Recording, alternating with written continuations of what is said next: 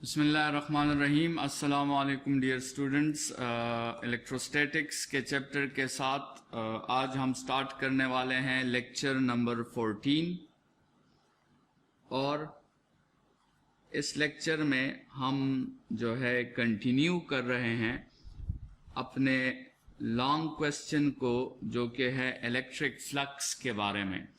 तो अगर हम अपने प्रीवियस लेक्चर की बात करें तो स्टूडेंट्स, प्रीवियस लेक्चर में हमने प्लेन सरफेसेस और कर्व्ड सरफेसेस को डिस्कस किया और फिर हमने जनरली फ्लक्स को जो है डिस्कस किया था कि फ्लक्स से क्या मुराद है, और हमने उस फ्लक्स में जो इफेक्टिव एरिया का कंसेप्ट पढ़ा था, उस इफेक्टिव एरिया को हमने समझा था कि फ्लक्स में जो है हम सिर्फ वही एरिया कंसिडर करते हैं that is perpendicular to the flow, और वो फ्लो किसी चीज़ का हो सकता है। वो फ्लो आपके साथ वाटर के मॉलिक्यूल्स का हो सकता है, वो फ्लो वाटर के ड्रॉप्स का हो सकता है, वो फ्लो इलेक्ट्रिक फील्ड लाइंस का हो सकता है, या वो फ्लो आपके साथ मैग्नेटिक फील्ड लाइंस का हो सकता है।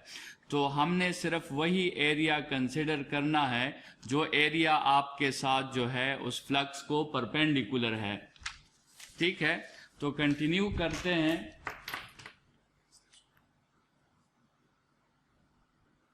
ना मंगल दी लेक्चर पमेंस की तबाह कौन होस्ते या तला सुए हो या लूंगा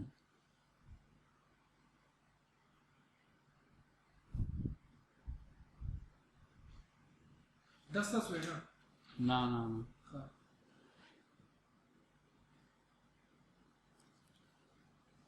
जी, तो हमने बात की कि फ्लक्स आपके साथ जो है किसी भी क्वांटिटी का हो सकता है। ठीक है, शायद वो वाटर मॉलिक्यूल्स का हो, या फिर जो है आपके साथ इलेक्ट्रिक फील्ड लाइंस का हो, या आपके साथ मैग्नेटिक फील्ड लाइंस का हो।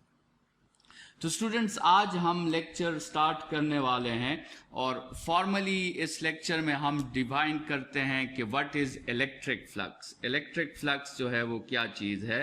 पिछले लेक्चर में हमने जनरली जो है वो फ्लक्स पे बात की थी और हमने एक वाटर फ्लक्स की एग्जांपल से जो है उसे समझा था।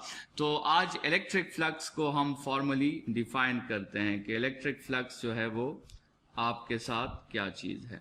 तो इलेक्ट्रिक फ्लक्स के स्टूडेंट्स, आप दो तरीकों के डिफिनीशंस कर सकते हैं। पहली डिफिनीशन तो आप सिंपल ये कर सकते हैं कि the number of electric field lines, the number of electric field lines passing through a unit area that is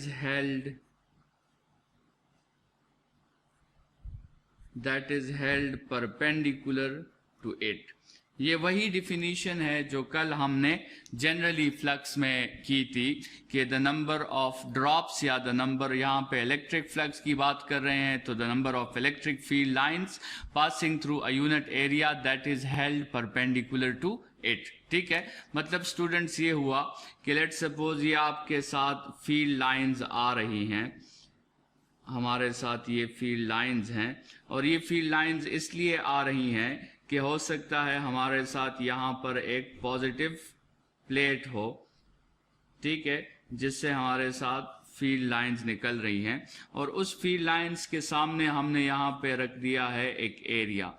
तो हम ये देखना चाहते हैं कि इस एरिया से, इस यूनिट एरिया से कितने लाइंस जो हैं वो गुजर रहे हैं, and that is defined as electric flux. ठीक है, the number of electric field lines passing through a unit area that is held perpendicular to it. ठीक है, इसकी दूसरी जो डिफिनीशन है वो हमारे साथ इसकी मैथमेटिकल डिफिनीशन है, और मैथमेटिकल डिफिनीशन इसकी ये है कि electric flux is defined as the dot product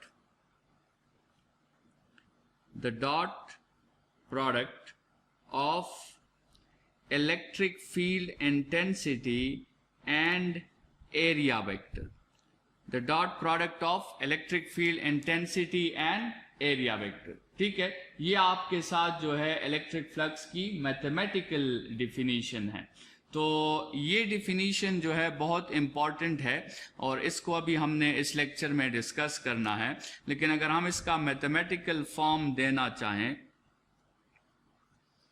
mathematical form हम इसका देना चाहें तो flux is denoted by this symbol which is known as phi, ठीक है, और हम लिख सकते हैं कि it is equal to E dot A, ठीक है। And according to the formula of E dot A, जो कि डॉट प्रोडक्ट का फॉर्मूला है, वो हमारे साथ आ जाएगा ई ए कॉस थीटा, ठीक है। तो स्टूडेंट्स, अगर आपको जो है फर्स्ट ईयर का डॉट प्रोडक्ट या स्केलर प्रोडक्ट याद हो, this is a scalar product. अगर आपको याद हो वेक्टर्स के चैप्टर में, तो हमने कहा था कि when two vectors multiplied with each other and gives a scalar quantity, such a product is called scalar product या डॉट प्रोडक्ट। तो इसका मतलब ये हुआ कि this flux is a scalar quantity. अगर हम इसकी नेचर की बात करें तो flux is a scalar quantity, ठीक है। इसका सिर्फ मैग्नीट्यूड होगा, इसकी आपके साथ डायरेक्शन नहीं होगी। लेकिन स्टूडेंट्स, हमने ये भी कहा था कि दो scalar quantities which are the result of dot product can be negative, ठीक है। तो वो हम आगे केसेस में डिस्कस करेंगे। अगरचे हम फ्लक्स की डायरेक्शन डिस्कस नहीं करना चाहते, लेकिन अगर आप देख लें तो इनडायरेक्टली ये फ्लक्स जो है ये वेक्टर क्वांटिटीज पर डिपेंड तो करता है। मतलब हम फ्लक्स की डायरेक्शन को अहमियत नहीं देते, लेकिन फिर भी फ्लक्स जो है वो डायरेक्टेड क्वांटिटीज पर डिपेंड करता है, ठीक है। सो देयरफॉर जो है जो स्केलर प्रोडक्ट के रिजल्ट्स हैं वो नेगेटिव हो सकते हैं, और उनका रीजन ये है कि वो कहीं ना कहीं जो है अपनी डिफिनीशन में डायरेक्शंस पर जरूर डिपेंड करते हैं, ठीक है। अच्छा, हमने एक और प्रॉपर्टी भी पढ़ी थी स्केलर प्रोडक्ट की, और वो ये थी कि आपके साथ जो है E डॉट ए को आप जो है दो मेथड से लिख सकते हैं। You can write E into a cos theta or you can write a into E cos theta। दोनों से आपका रिजल्ट जो है वो सेम आता है, और इसीलिए हमने कहा था कि scalar product is always commutative. लेकिन ये एक्सप्लेन करना कि E इंटू ए कॉस थीटा क्या है और A into E cos theta क्या है, ये भी हमने जो है वहां पे डिस्कस किया था कि E इंटू ए कॉस थीटा ये है कि E इज आवर रेफरेंस, ये हमारा रेफरेंस है, and A cos theta is the parallel component। a cos theta क्या है, ये वो पैरेलल कंपोनेंट है।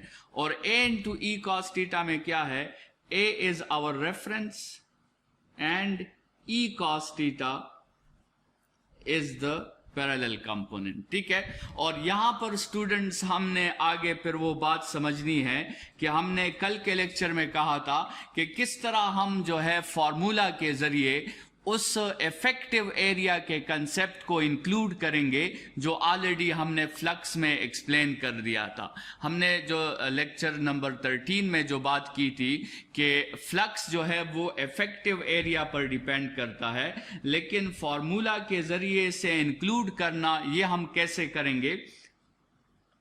मतलब हमने कहा था कि आपके साथ जो फ्लक्स है वो कंप्लीट एरिया पर डिपेंड नहीं करता, बल्कि एरिया के ओरिएंटेशन की वजह से आपके साथ जो है एक इफेक्टिव एरिया जो है वो जरूरी हो जाता है। और उस इफेक्टिव एरिया को जो है फॉर्मूला के थ्रू कैसे इंक्लूड किया गया है, फॉर्मूला के थ्रू उसे इंक्लूड किया गया है ए कॉस थीटा के हेल्प से और डॉट प्रोडक्ट के हेल्प से। तो इसको अभी आगे जरा हमने समझना है स्टूडेंट्स, और उसको एक्सप्लेन करेंगे। लेकिन फिलहाल मैथमेटिकल फॉर्म हमने डिस्कस कर लिया है। मैथमेटिकल फॉर्म में आपके साथ जो सिंबल्स हैं इसको भी समझ लें। ये आपके साथ जो कैपिटल E है, this is electric field intensity,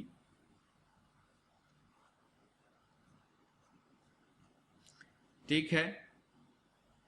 और आपके साथ यहां पे जो ये कैपिटल A है, दिस इज एरिया वेक्टर, यहाँ पे आप इसे सरफेस एरिया भी कह सकते हैं, लेकिन एरिया और एरिया वेक्टर में थोड़ा सा डिफरेंस है। Area vector is a vector quantity और एरिया जो है वो स्केलर क्वांटिटी है। इस पे आगे बात करेंगे, ठीक है।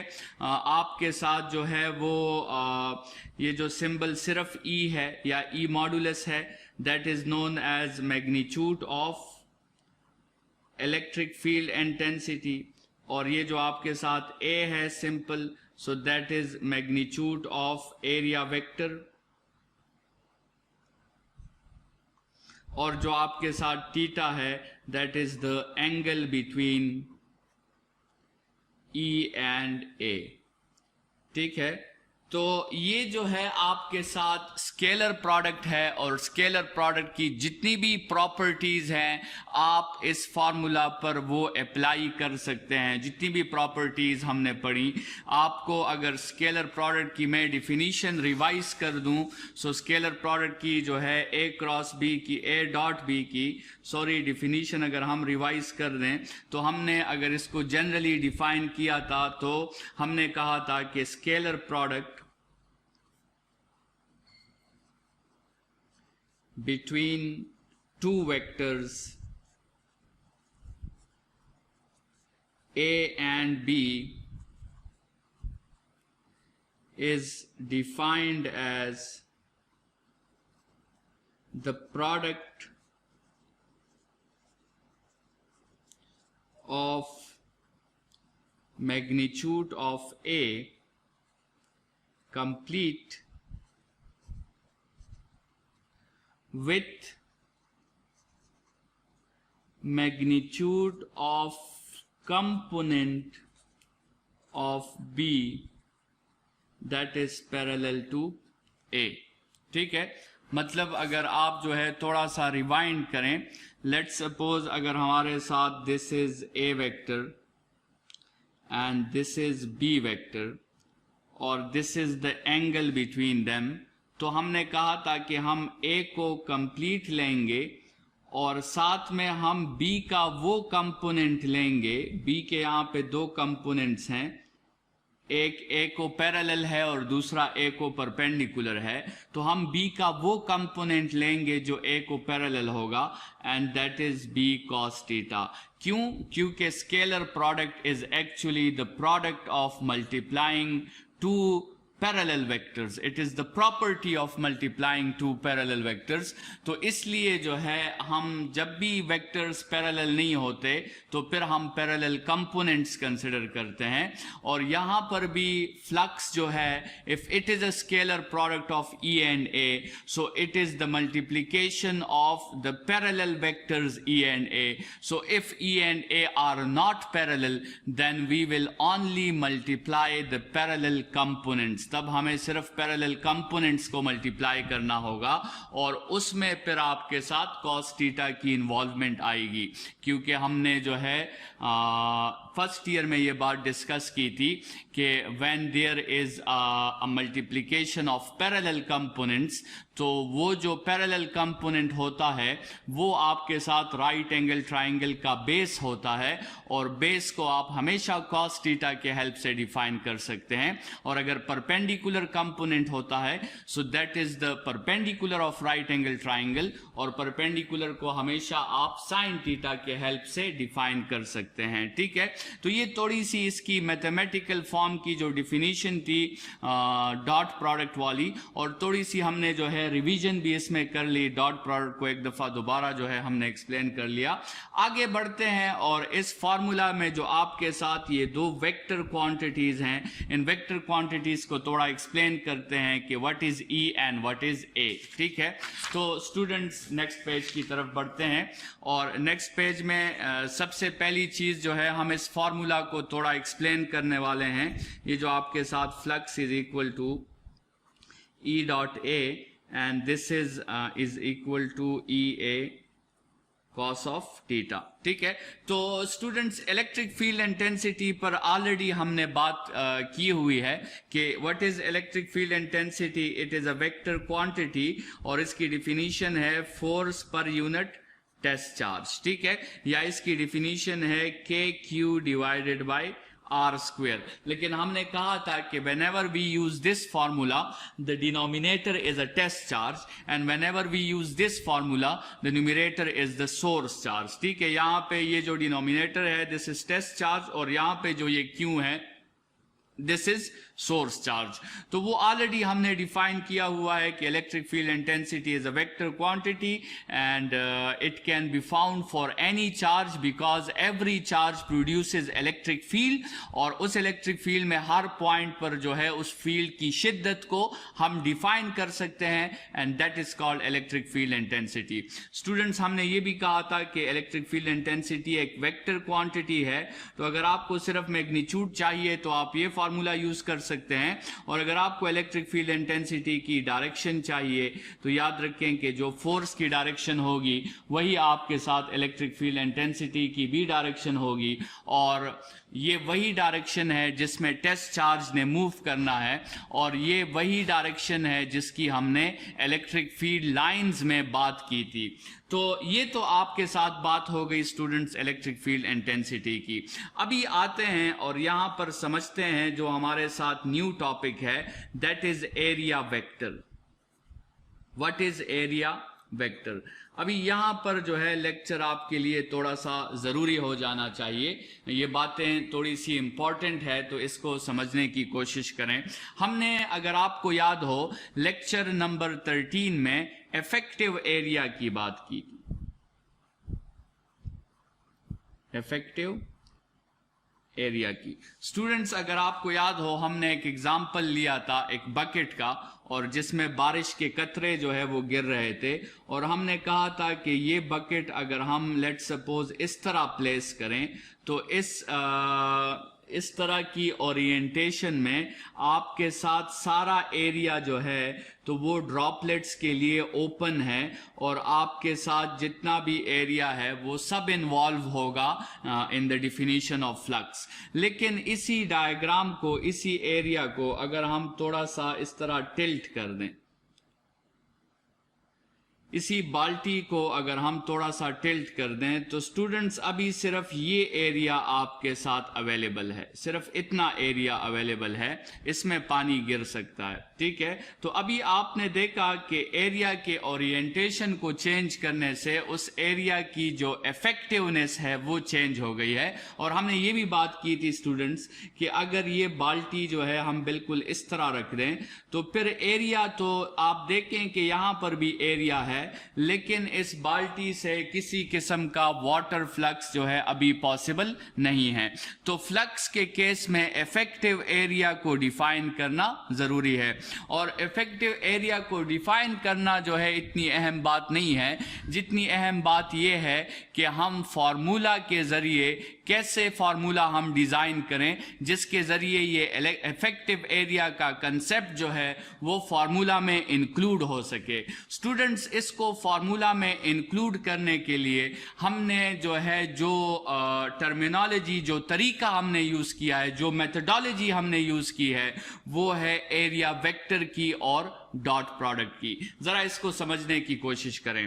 पहले तो आप ये समझ लें कि इस इफेक्टिव एरिया के कंसेप्ट को हमने फार्मूला के जरिए कैसे इंक्लूड किया है, क्या क्या स्टेप्स हमने उठाए हैं। सबसे पहले तो हमने स्टूडेंट्स ये स्टेप उठाया है कि हमने एरिया जो कि स्केलर क्वांटिटी है हमने इस एरिया को कन्वर्ट करना है सबसे पहले एरिया वेक्टर में, और जो कि असल में क्या है एक वेक्टर क्वांटिटी है। स्टूडेंट्स, अगर आपको याद हो तो हमने फर्स्ट ईयर में फिजिक्स में ये बात की थी कि जब भी हमें ज़रूरत होती है तो फिजिक्स और नेचर हमें अलाउ करता है कि हम स्केलर क्वांटिटी के साथ डायरेक्शन अटैच करके उसे वेक्टर बना सकते हैं और वेक्टर क्वांटिटी से डायरेक्शन हटाकर हम उसे स्केलर बना सकते हैं। तो ये इजाज़त हमारे साथ मौजूद है।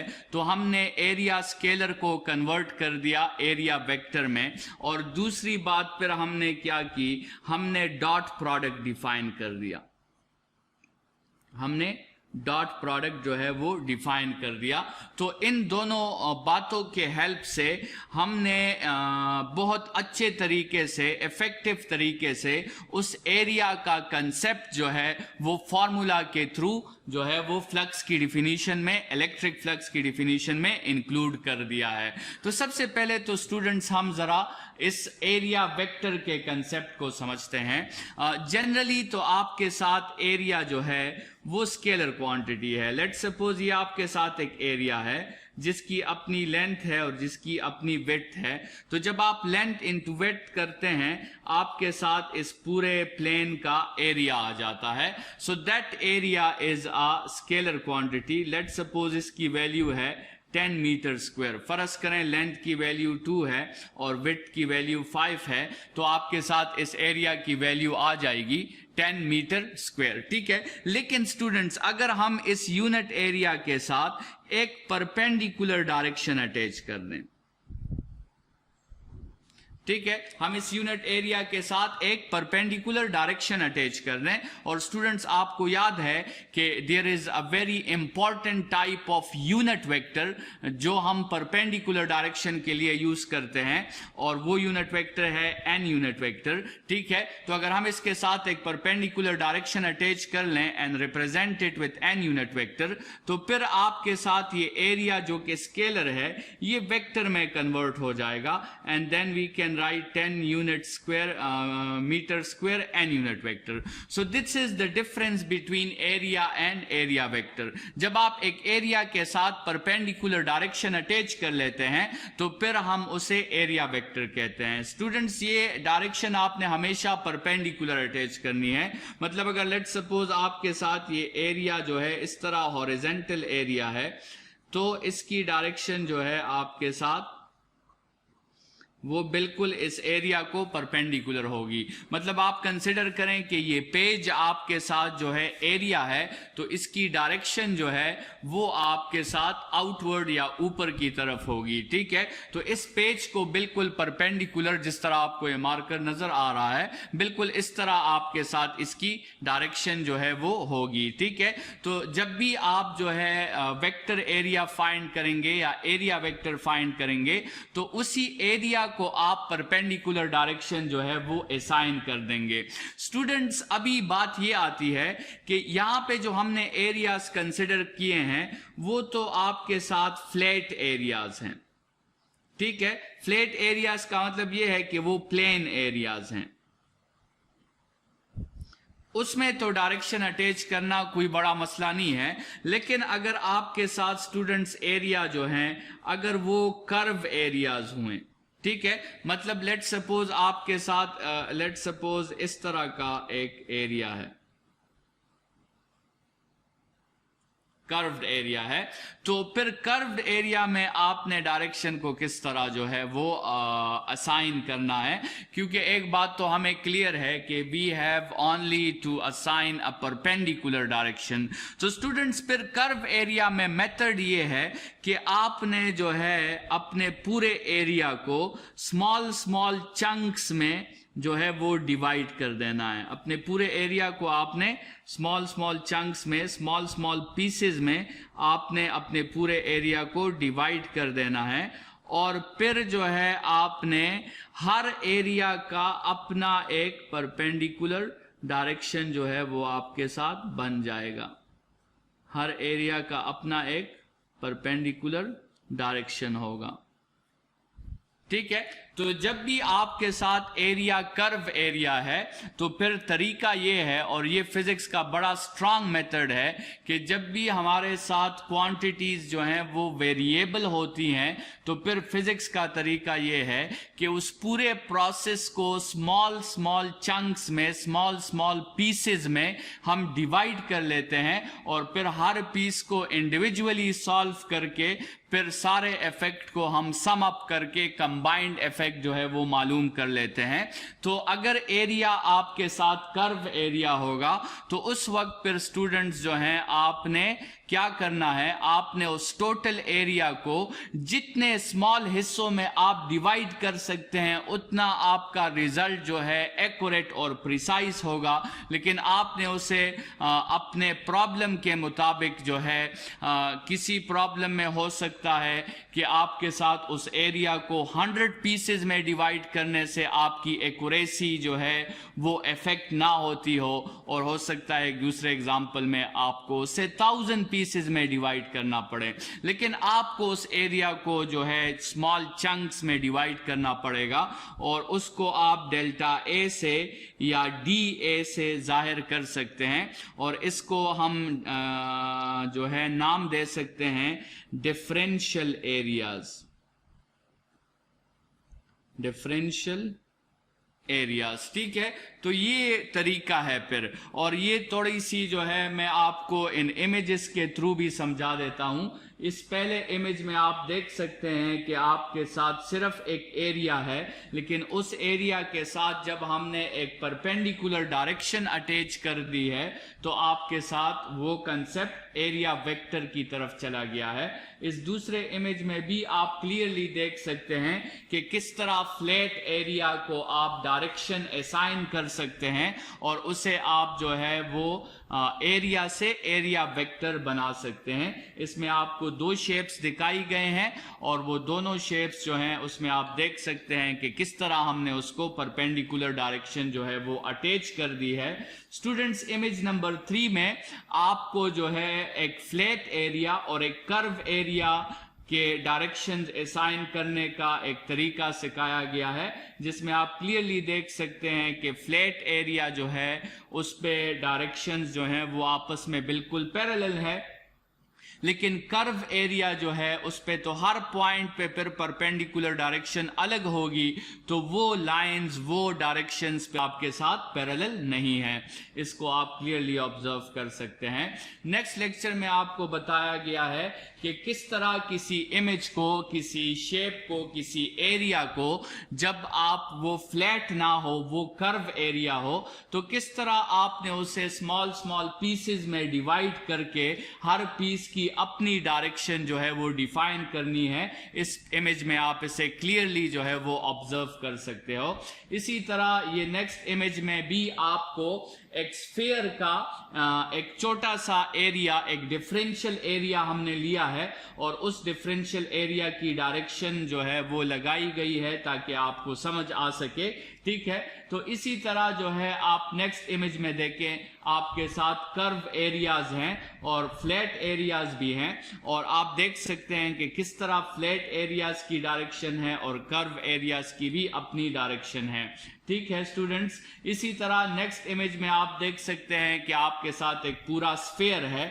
चूंकि स्फीयर भी आपके साथ कर्व एरिया है, तो आप देख सकते हैं कि हर पॉइंट पे जो है आपके साथ इसकी डायरेक्शन वो मुख्तलिफ है, और वो आप जो है क्लियरली इस इमेज में ऑब्जर्व कर सकते हैं। नेक्स्ट इमेज में भी आपको जो है एक कर्व एरिया का कंसेप्ट सिखाया गया है कि किस तरह एक एरिया अगर कर्व हो तो स्मॉल स्मॉल पीसेस में डिवाइड करके आप उसकी जो है हर एक पीस की, हर एक डिफरेंशियल एरिया की डायरेक्शन जो है वो असाइन कर सकते हैं। इसी तरह ये नेक्स्ट इमेज भी उसी पे है, कर्व एरिया पे है।